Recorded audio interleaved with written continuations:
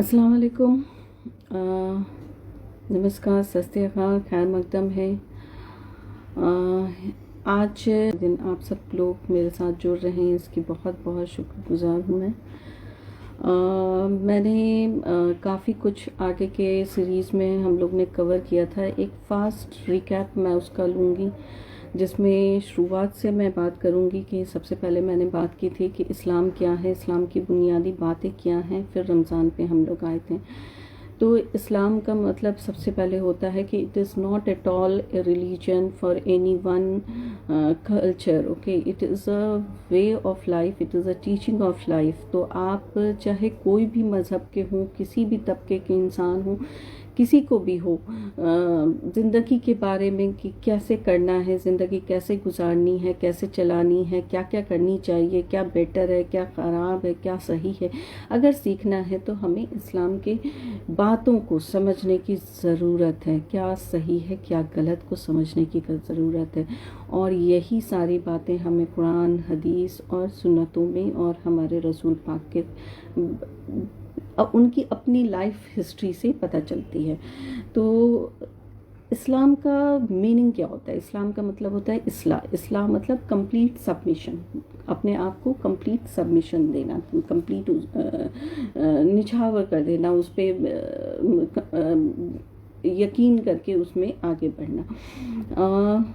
Purity और piece definitely इस्लाम का एक वर्ड है। इस्लाम की 5 बुनियादी चीज़ें थी जिनके ऊपर हम लोग वास्ट डिस्कशन कर रहे थे, जिसके वजह से काफ़ी टाइम पीरियड लग रहा था। सबसे पहला जो बेस रीज़न होती है वो होती है कलमा शहादा, और शहादा 2 चीज़ से आती है। पहला चीज़ है ला इलाहा इल्लल्लाह, फिर है मुहम्मदुर रसूलुल्लाह, यानी अल्लाह एक है, उसके अलावा कोई और नहीं, कोई और पूजा के लायक नहीं, कोई और वंदना के लायक नहीं, कोई भी ऐसा नहीं जिसके आगे आप नतमस्तक करें, कोई भी ऐसा नहीं जिसके आगे आप अपनी कोई भी फरियाद रखें। इसके एक्सप्लेनेशन में मैंने डीप चाहते हुए बहुत सारी चीज़ें एक्सप्लेन की थी कि लोग वहाँ मतलब मज़ारों को निगलेक्ट कर देते हैं, फिर कुछ लोग उसको गलत समझने लगते हैं, तो उसको भी मैंने बताया था डीपली कि अगर आप मज़ार में नौज़ुबिल्लाह जाके सजदा कर रहे हैं या उनसे मांग रहे हैं तो डेफिनेटली यू आर रॉन्ग।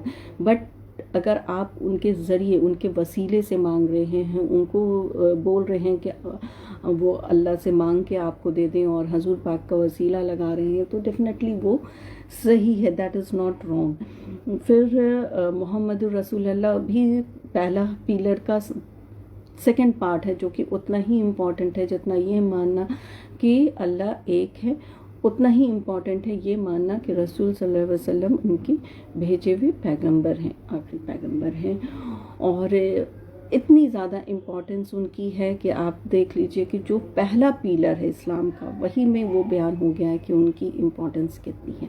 तो ये इम्पॉर्टेंस को पहला पिलर बनाया गया है। उसके बाद दूसरा इम्पॉर्टेंट पिलर था, वो है हमारा नमाज। नमाज में क्यों होता है नमाज का बेस रीज़न क्या है? नमाज किस लिए अल्लाह ने रखा है? क्या अल्लाह ने नमाज इसलिए रखा है ताकि हम उनके आगे झुके, उन्हें याद करें और उनके लिए सलाम पर उनके चीज़ों को ये करें? नहीं, नमाज इसलिए रखा गया है ताकि आप जब फजर में उठते हैं, ठीक है, फजर में उठते हैं, जब हर सारी का आप अपने वज़ू बना के फ्रेश होके आप नमाज के लिए खड़े होते हैं और नमाज पढ़ते हैं, उसके बाद आपके अंदर एक अलग सी प्योरिफिकेशन आती है। वो प्योरिफिकेशन एक इंसान है। इंसान क्या होता है कि हर तरह की वसवसा में मशगूल हो जाता है। जैसे मैं सोच ली कि चलो आज मैं कुछ गलत नहीं करूँगी, बट टाइम पीरियड जाते जाते मेरे ध्यान से वो चीज़ें हट सकती हैं, और हटने के बाद क्या हो गया कि मैं फिर उसमें इन्वॉल्व हो सकती हूँ। तो फिर उसके बाद ज़ोहर की अज़ान हो जाती है, आप उसमें फिर से एक बात फिर आप रिफ़्रेश करते हो अपने आप को। तो this is not at all for Allah सुब्हान ताला, this is for you, your benefit, कि आप जितनी बार नमाज के लिए खड़े हो रहे हैं, जितनी बार आप वज़ू कर रहे हैं, आप बेशक तौबा रखेंगे अपने हर गलत काम पे, हर चीज़ों से, जो भी चीज़ आपको नुकसान कर सकती है। तो यही एक नमाज का सबसे बड़ा पिलर है। नमाज को 3 चीज़ों में, जैसे मैंने पहले भी बताया था, 3 तरह से नमाज को डिवाइड किया हुआ है। पहला फ़र्ज़ है, दूसरा सुन्नत है और तीसरा निफिल है। फ़र्ज़ ایسا ہے جس کے لیے کوئی گنجائش نہیں کہ آپ اس کو چھوڑیں. فرض وہ ہے جو آپ اللہ سبحانہ تعالیٰ کے لیے پڑھتے. بے شک ساری چیزیں انہی کے لیے، بٹ یہ اسپیشلی ان کے لیے ہے. اس میں کوئی گنجائش نہیں ہے معافی کی، کسی حال میں گنجائش نہیں ہے، لیکن سہولیت دی ہوئی ہے. اللہ کبھی نہیں چاہے گا کہ میرا بندہ گمراہی میں جائے، میرا بندہ گنہگار ثابت ہو، میرے آگے شرمندہ کھڑا ہو. تو انہوں نے فرض کے لیے قضا کا انتظام بھی کیا ہے کہ اگر خدا نخواستہ آپ کی کسی بھی وجہ سے، کسی بھی پرابلم کی وجہ سے اگر آپ کی نماز ضائع ہو جاتی ہے، نہیں پڑھ پاتے ہیں، نقصان چھوٹ جاتی ہے، تو آپ اسے قضا کے روپ میں پڑھ سکتے ہیں. لیکن سنت، نفل، یہ ساری چیزوں کی قضا نہیں ہوتی. نفل نماز کے بارے میں حضور صلی اللہ علیہ وسلم ہمیشہ کہتے تھے کہ کوشش کرو کہ نفل نماز تم اکیلے میں پڑھو، اور وہیں کہتے تھے کہ فرض نماز ہمیشہ جماعت میں پڑھو، دوسرے کو دکھا کے پڑھو، تاکہ ان کے لیے بھی عبرت کا ایک سلسلہ ہو کہ ہم نماز پڑھ رہے ہیں، ہم یہ اللہ کے آگے بارگاہ میں جھک رہے ہیں، تو دوسرے بھی اس سے سیکھیں اور وہ بھی اس میں شامل ہوں. دوسرا سنت نماز. بہت لوگ 99% آج کے زمانے میں میں دیکھتی ہوں کہ بہت لوگ سنت نماز چھوڑ دیتے ہیں. مطلب you can say not 99، of course 60-70% لوگ ایسے ہیں نمازی لوگ. If you talk about the whole and civil, تو بہت سارے ایسے ہیں جو نمازی ہی نہیں ہیں. تو جو نمازی ہیں ان میں بھی آپ کو دکھے گی کہ بہت سارا ایسا طبقہ ہے جو سنت نمازوں کو نظر انداز کر دیتے ہیں، سوچتے ہیں کہ اس کی ضرورت نہیں ہے. تو بابو سنت نماز اتنی ہی امپورٹنس ہے جتنی آپ اپنی پیروی حضور صلی اللہ علیہ وسلم سے قیامت کے روز چاہتے ہیں کروانا، کیونکہ بے شک ان کی سنتوں پہ چلنے والا ہی تو ان کے قریب ہوگا. ایسے تو وہ بہت ہی بڑے یہ ہیں، تو وہ تو ڈیفینیٹلی سب کو معاف کر دیں گے، سب کو دے دیں گے. لیکن ہمارا خود کا کیا کہتا ہے کہ ہم ان کی سنتوں کو پابندی کے ساتھ اپنے زندگی میں شامل کریں، تاکہ ہر چیز جو انہوں نے ہمیں سکھائی ہے، جو ہمیں بتائی ہے، اسے ہم کریں اور اپنی لائف کو آگے بتائیں. جو تھرڈ امپورٹنٹ پیلر آتا ہے دیٹ از زکوٰۃ. زکوٰۃ کے بارے میں اتنی بڑی بیان بازی ہے، اتنا زیادہ تفسیر ہے، اتنا زیادہ یہ سارا چیز ہے کہ پورا نظام جو اسٹارٹ ہوا تھا اسلامی کائنات کا، ٹھیک ہے، وہ زکوٰۃ، فطرہ، صدقہ، کسی کو بھی اپنے صدقہ دے دینا، زکوٰۃ نکال دینا، اور کچھ ایسے ہی تقسیم کر دینا، یہ سارے بیس پہ ہی پورا نظام اسٹارٹ ہوا تھا، اسلامی نظام. کیونکہ جب حضور صلی اللہ علیہ وسلم نے خدیجہ رضی اللہ عنہ سے نکاح میں آئے تھے، تو انہوں نے جو سب سے پہلا کام کیا تھا کہ ان کی جتنی بھی ملکیت تھی وہ انہوں نے اللہ کے نام پہ بانٹ دی تھی. تو جب اللہ کے نام پہ انہوں نے ساری ملکیت ان کی بانٹ دی اور خود تجارت کر کر کے کما کے لاتے تھے، تو یہ جو ملکیت بانٹنے کے بعد ان کے پاس کوئی ایسا تو نہیں تھا کہ ہی واز اے بگ مین کہ وہ پیسہ دے کے کسی کو یہ کر لے. تو وہ نظام ایک قائم اس طرح کا ہوا کہ وہی طریقے میں کتنے ہزاروں، کتنے لاکھوں، پھر کتنے کروڑوں لوگ اپنی زندگی گزر کرتے تھے. کسی کے پاس ایسا ہوتا تھا کہ گھر میں کچھ نہیں ہوتا تھا، لیکن ان کو بے پرواہ رہتے تھے. آج ہماری فقیروں کی، ہمارے سڑک پہ چلنے والے بچوں کی، یا جو رکشہ چلانے والے ہیں، یا جو پور لوگ ہیں، ان کی زندگی میں کیا ہو رہا ہے؟ ان کی زندگی بہت ہی زیادہ بدترین ہو گئی ہے. انہیں ہم لوگ مجبور کر دیے کہ وہ ہم لوگ کے آگے آئیں اور مانگیں. یعنی ایک طرح سے ہم دوسرے اینگل میں انہیں بے عزت کرتے ہیں.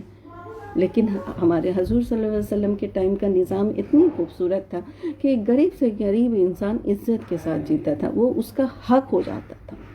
آج ہم کسی کو زکوٰۃ بھی دیتے ہیں تو ہم چاہتے ہیں کہ ارے وہ میرے پاس آئے، مانگے، وہ لاچار ہے کہ نہیں ہم دیکھیں گے، وہ پیسہ سے جا کے صرف کھانا کھا رہا ہے کہ نہیں ہم جج کریں گے، یا وہ اگر شادی میں لے جا رہا ہے تو کہیں ایسا تو نہیں کہ وہ بہت زیادہ دھوم دھام کر رہا ہے. کیا اجازت دیتا ہے اسلام اس طرح کی نگرانی کرنے کا؟ یہ ساری باتیں میں نے کور کی تھی. میں اس کو پھر سے دہرا رہی ہوں کہ آلموسٹ ہمارا آج لاسٹ ہے، اور ہم یہ تھوڑا لمبا کھینچیں گے تاکہ ہم ساری باتیں کو کور کر سکیں. تو ज़कात का बेस इस तरह से स्टार्ट हुआ कि अल्लाह ने कहा कि 2.5% आप निकालिए अपने जो भी आपकी सेविंग है उसमें से एज ए टैक्सेशन। उस टाइम का ये एक तरह का टैक्सेशन था। अभी के ज़माने में हम दो तरह के टैक्स देते हैं, एक इस्लामिक टैक्स देते हैं जो कि हम रमज़ान में निकालते हैं, जो कि हमें कोशिश करना चाहिए कि हम रमज़ान के पहले स्टार्टिंग ही में निकाल लें, लेकिन ठीक है आप कम से कम रमज़ान में उसे निकालते हैं, उसे बांटते हैं, ये भी बहुत अच्छी बात है। और दूसरा तो डेफिनेटली हम लोग गवर्नमेंट को देते हैं, जो कि एक्चुअल में यही सिस्टम, यही टैक्सेशन, यही ज़कात गवर्नमेंट के निज़ाम को कायम करने के लिए उस टाइम में यूज़ होती थी। और इसी ज़कात के पैसे से सारी चैरिटीज़, सारे वेलफेयर, सारी ऑर्गेनाइजेशन, सारी काम, सब चीज़ ऑर्गेनाइज होती थी। और फिर भी अल्हम्दुलिल्लाह कितनी बरकत होती थी, कितने गरीब यतीम बच्चे कैसे बिना माँ बाप के भी पल जाते थे, कभी उनको पता तक नहीं चलता था कि हमारे वालिदैन नहीं है, या हमें कहाँ खाना है, या क्या पढ़ना है, या खुदा न खास्ता हम अगर बीमार हो गए तो हमारा इलाज कैसे होगा। अगर आज के टाइम में कोई भी हस्बैंड वाइफ, जैसे कि बहुत ज़्यादा देखने को मिल रहा है कि हस्बैंड वाइफ अगर हॉस्पिटलाइज हो गए तो बच्चे को खाना खाने के लिए कुछ भी नहीं है, वो लोग कुछ भी नहीं कर पा रहे। कुछ ऑर्गेनाइजेशन जैसे हमदर्द हमारी है और भी बहुत सारी ऑर्गेनाइजेशन कोशिश कर रहे हैं कि उन बच्चों तक पहुँचे, उनके लोगों तक पहुँचे जहाँ पे राशन की कमी है, जहाँ पे खाने की कमी है, जहाँ पे पैकेट्स हम बनवा के डाल सकते हैं, जहाँ रॉ मटेरियल की ज़रूरत है, जहाँ पे मेडिसिन्स की ज़रूरत है। तो ये जो चीज़ है ना, ये हमें आज एक दिन में नहीं आया, ये हमारे अंदर इस्लामियात, इंसानियत है ना। इस्लामियात is the next word, you can say it's synonyms of इंसानियत। अगर इंसानियत नहीं है तो आप इस्लाम से कहीं भी ताल्लुक़ नहीं रखते। अगर आप में इंसानियत है तभी आप आगे इस्लाम के बारे में बात कर सकते हैं, तकवा दे सकते हैं और उसके बारे में बयान कर सकते हैं और बोल सकते हैं कि हम मोमिन हैं, हम ईमान वाले हैं। तो ज़कात का एक और चीज़ मैंने रखा था कि मैं कभी भी जब बात करती हूँ किसी भी निज़ाम के गलत होने की और ये सब चीज़ों की, तो मैं सबसे पहले अपने भाइयों को, अपने बहनों को और अपने जानने वालों को पहले टोकती हूँ, क्योंकि मैं बता रही हूँ कि उस ज़माने में जब हुज़ूर पाक सल्लल्लाहु अलैहि वसल्लम ने स्टार्ट किया और इतने लोगों को उन लोगों ने अच्छे से इस निज़ाम के अंदर कायम किया, मैं आज के ज़माने में चैलेंज करती हूँ कि सिर्फ अगर इंडियन मुस्लिम्स अपनी कंप्लीट ज़कात प्रॉपर तरीके से निकालें तो उनके एरिया में क्या पूरे इंडिया में कोई भूखा ना सोए, ये मैं चैलेंज कर सकती हूँ।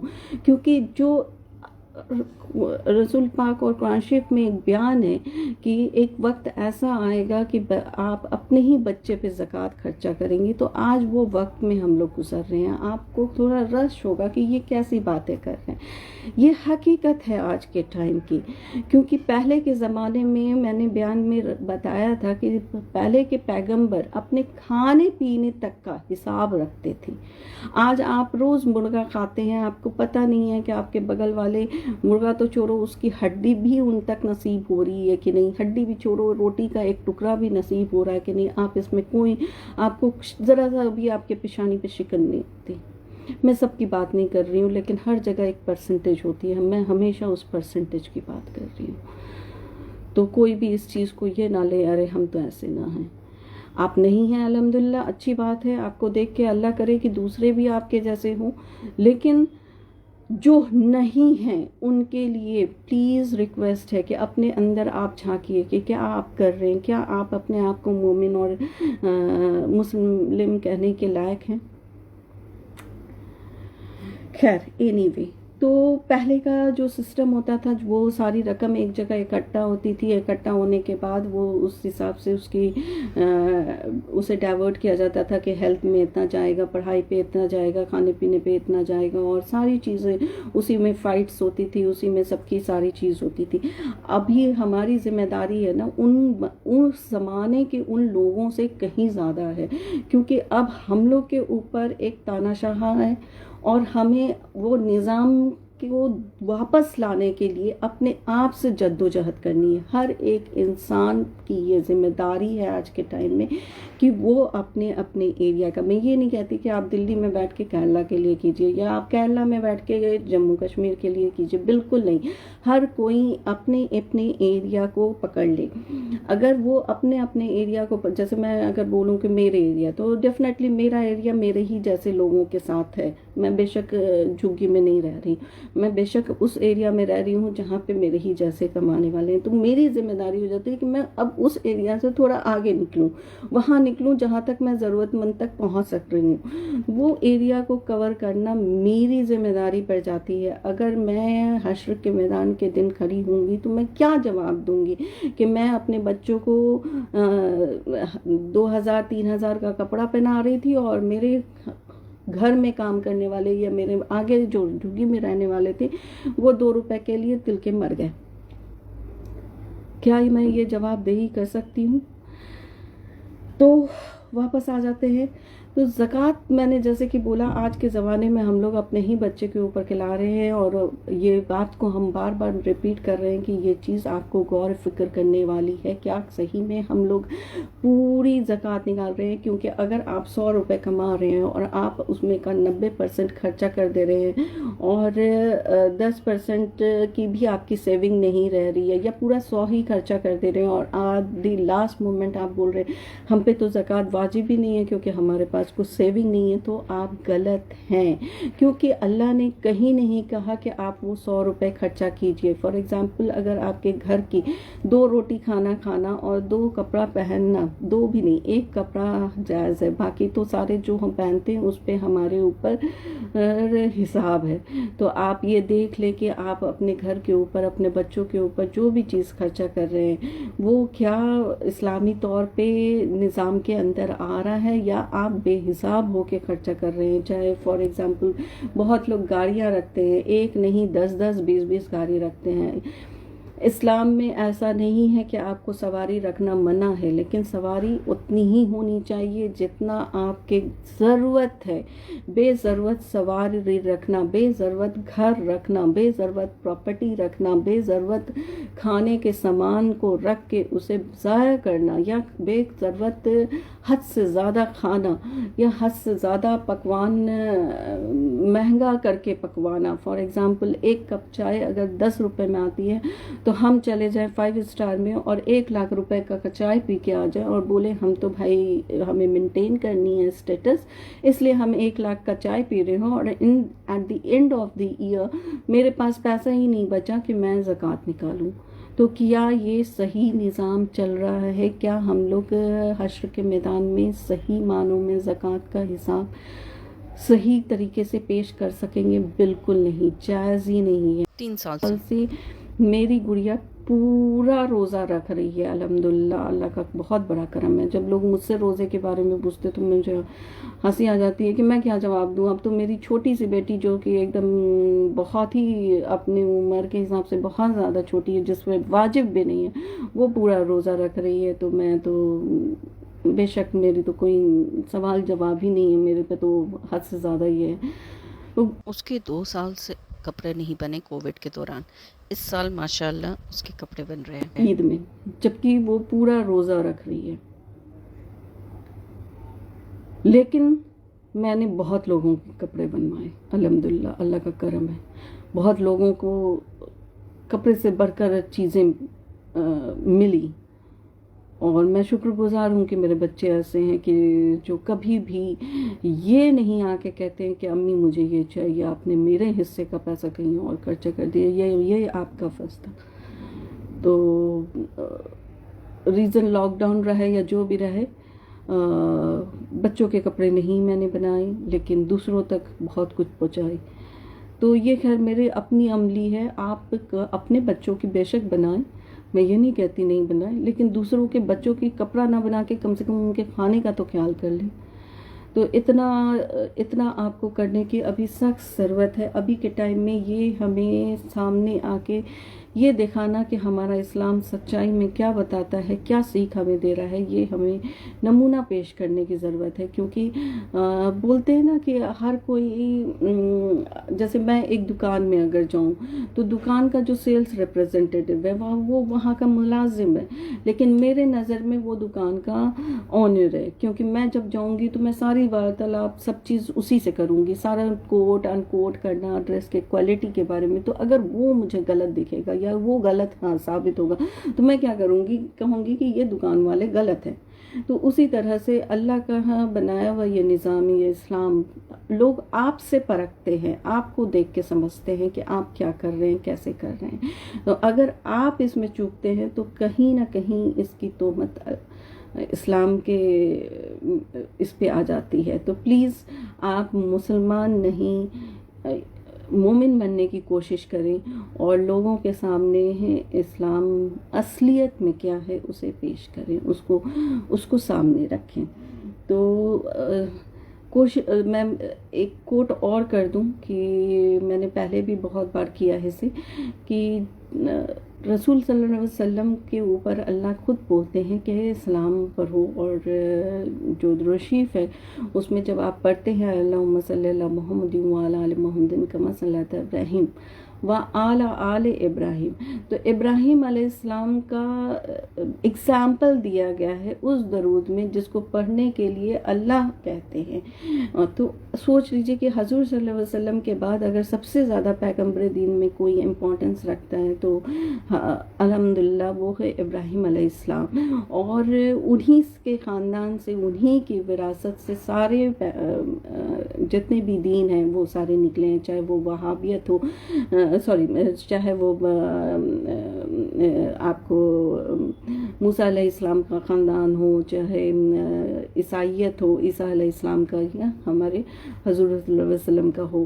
تو اس طرح سے آپ سمجھیے کہ وہ جو پیغمبر دین اتنے بڑے رہے، انہوں نے اپنے کھانے کے دسترخوان جس پہ کوئی حساب نہیں ہونا چاہیے، اس کھانے کے دسترخوان پہ ہمیشہ وہ کسی نہ کسی غربے کے ساتھ یا کسی دوست یار کے ساتھ یا کسی مہمان کے ساتھ بیٹھتے تھے تاکہ ان کے کھانے کا حساب نہ ہو.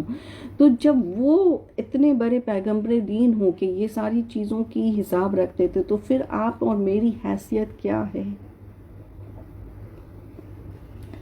تو یہ تھا کچھ زکوٰۃ کا بیان کہ زکوٰۃ جو ہم آج کے زمانے میں نکال رہے ہیں، ہم اپنے آپ اندر ڈھونڈیں کہ بے شک کیا ہم اپنے زکوٰۃ کو کمپلیٹلی ٹھیک طریقے سے نکال رہے ہیں کہ نہیں نکال رہے ہیں. کہیں ایسا تو نہیں کہ وہ زکوٰۃ ہم اپنے ہی بچوں کے اوپر، اپنے ہی گھر والوں کے اوپر خرچہ کر رہے ہیں، جو کہ جائز نہیں ہے. زکوٰۃ ہمیشہ اپنے ماں باپ، اپنے بچے، اپنی بیوی، یہ 3 چیزوں پہ جائز نہیں ہے. بعد میں اس کے علاوہ کسی بھی رشتہ دار ہو، کوئی بھی رشتہ ہو، اس پہ جائز ہے. اسی طرح سے پھر فطرہ زیادہ تر انسان غربا کو دیتا ہے، اپنے رشتہ داروں میں نہیں دیتا، ان کے اوپر جن کے اوپر نہ پہلے نہ بعد میں زکوٰۃ جائز رہا. یعنی جو بھی تھوڑا بہت کھانے پینے کر سکتے ہیں، جو بھی بہتر حال ہے، جو غربا آپ سمجھ سکتے ہیں، جو فقیری میں رہتے ہیں، جو بھیک مانگتے ہیں، جو پور پیپل ہوتے ہیں، جو اسٹریٹ پہ مانگنے والے ہوتے ہیں، ان پہ فطرہ ہوتا ہے. لیکن فطرہ کا بھی حساب تھا کہ فطرہ کا حساب یہ تھا کہ آدمی کو وہ اتنا اماؤنٹ نکالنا ہوتا تھا جتنا کا وہ اس کی ویٹ کے حساب سے، جیسے زیادہ تر 50 اور 60 روپے لوگ نکالتے ہیں فطرے کے. لیکن یہ جو 50 اور 60 روپے ہم لوگ حساب لگاتے ہیں، یہ ہم لوگ گیہوں کے اناج کے دام کے حساب سے لگاتے ہیں. لیکن کیا آپ اتنی ہی ملکیت رکھتے ہیں کہ آپ گیہوں کا اناج ہی صرف کے حساب کا فطرہ نکالیں؟ آپ گھر میں کانجو اور برفی کھاتے رہتے ہیں، آپ کانجو کے حساب سے کیوں نہیں نکال سکتے فطرے کا حساب؟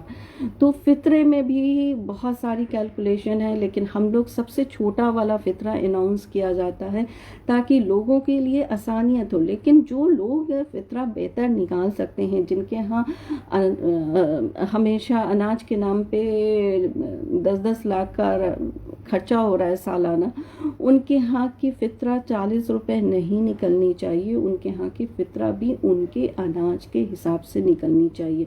ये आटे का हिसाब तो उनके लिए रखा गया था जो बहरी कसाई में अपनी ज़िंदगी बसर करते हैं, क्योंकि जो ज़कात नहीं भी निकालते हो सकता है वो फिर भी फ़ितरा निकाले। तो ये एक सबके अल्टरनेट देखते हुए, सबकी सिचुएशन देखते हुए एक दी लोएस्ट प्राइस का रेट निकाला जाता है। तो आपके लिए कहीं नहीं बनता कि आप इस फ़ितरे के हिसाब से अपने घर की, अपने आप की फ़ितरा निकालें। आपका फ़ितरा आपके लैविश लाइफ के, आपके किचन के हिसाब से, आपके हिसाब से निकलना चाहिए। ज़कात का मैंने बता दिया। इसका सल्यूशन आप ये कर सकते हैं कि आप जो भी कमाई, जो भी आमदनी आपके पास आ रही है, उसका 2.5% पहले ही आप निकाल दें। चाहे उसमें से बचत हो चाहे नहीं हो, चाहे आप उसका ले जाके पूरा साल का पूरा पैसे का आप एक ही बार में अपने बच्चों का कपड़ा बना दें, चाहे वो पढ़ाई पे खर्चा कर दें, जो भी चीज़ आपको करनी है आप करें, लेकिन कम से कम 2.5 निकाल दें, ताकि ये मसाइल आप तक नहीं आए कि आपने जो खाया उसका हिसाब क्या है और जो पहना उसका हिसाब क्या है। पहनने में भी कहा जाता है कि सिर्फ रमज़ान का महीना और ईद को माना जाता है कि ईद में नया कपड़ा अल्लाह की तरफ से इजाज़त है। बाकी किसी भी वक्त में अगर आप कपड़ा भी बना रहे हैं तो उसका भी हिसाब है। तो लोग बहुत सारा कोशिश करते हैं कि रमज़ान के महीने में हम जल्दी जल्दी बना लें ताकि हमारी हिसाब ना हो और फिर बाद में भले ही उसे पहने। वो भी गलत नहीं है आपके नज़रिए से, लेकिन ये तो वही हुआ ना कि आप अपने हिसाब से, अपनी सहूलियत के हिसाब से अपने चीज़ों को ये अंजाम देने के लिए एक बहाना निकाल रहे हैं। हकीकत में सिर्फ एक कपड़ा है पूरे साल में जो कि ईद के रोज़ पहनने की इजाज़त है। दूसरा, रोज़ा में बहुत लोग सोचते हैं कि भूखा रहना, प्यासा रहना, गरीबों के जैसे एहसास करना ही रोज़ा है। बेशक ये है, लेकिन सिर्फ यही नहीं है, सिर्फ यही नहीं है। रोज़े का मतलब होता है कि आप हर तरह की पर्दा, हर तरह की प्योरिफिकेशन अपने बॉडी में लाएं।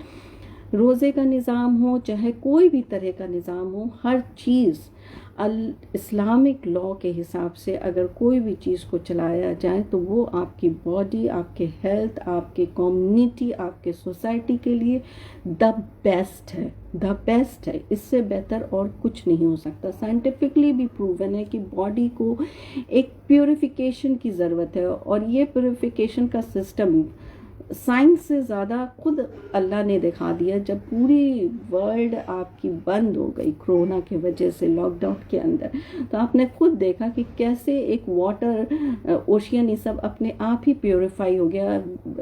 एयर कितनी अच्छे से प्योरीफाई होके एकदम प्रदूषण फ्री हो गई। आपके पूरे वर्ल्ड का नक्शा ही दूसरा हो गया था। तो ये सारी चीज़ जो है, वही सिस्टम चीज़ आपके बॉडी के अंदर भी चलती है। जब आप साल भर पूरा कचरा खाते रहते हैं बिना रोक टोक, बिना किसी चीज़ के, तो एक महीना ऐसा आता है जहां आप अपनी चीज़ों को एक बहुत ही पंक्चुअलिटी के साथ, जैसे मेरी लाइफ में बिल्कुल पंक्चुअलिटी के नाम पे ज़ीरो कंट्रोल है, क्योंकि मैं कभी यहाँ कभी वहाँ, कभी रास्ते में तो कभी कहीं, कभी घर पे हूँ, तो मेरी टाइमिंग का कोई ये फिक्सेशन नहीं है। तो मैं आज तक ज़िंदगी में टिफ़िन नहीं कैरी किया। बस बहुत पहले जब रसूख में थी तो उस तरह से प्यून्स आते थे, टिफ़िन लेके टाइमली खा लेते थे। लेकिन अभी तो हर जगह दौड़ना है, ये करना है, वो करना है, तो कोई भी टिफ़िन का टाइम नहीं होता। लेकिन रमज़ान में वही सबसे बेहतर हेल्थ हो जाती है मेरी। क्यों कि एक तो पंक्चुअलिटी के साथ आप टाइमली खाते हैं। दूसरा, माँ, एक घर की औरत जो होती है, उसका क्या होता है कि वो बच्चों के लिए, बच्चे ये फ्रूट खा लो, बच्चों वो खा लो, बच्चे ये खा लें, बेस्ट, बच्चे ये बेस्ट खा लें। जब आप लेकिन रमज़ान में अफ्तारी पे बैठते हैं तो सब एकदम इक्वली होके, इवन घर की जो औरतें होती हैं वो भी इक्वली होके उस चीज़ में शिरकत करती हैं और खाती हैं, तो डेफिनेटली वो ज़्यादा उनके सेहत पे लगता है, पहला चीज़। दूसरा, जो आपके पेट के अंदर की फिल्ट्रेशन है, जो कहीं ना कहीं थोड़ा सा साल भर तक चलते चलते आपके कचरे को साफ करते करते थक गई होगी और कहीं ना कहीं वो कचरा रह गया होगा, वो सारी प्यूरिफिकेशन आपके इस रमज़ान में हो जाती है। ये हमसे राज़ी हो जाए, बस यही दुआ के साथ आप सबसे अलविदा। अल्लाह हाफ़िज़, शब खैर।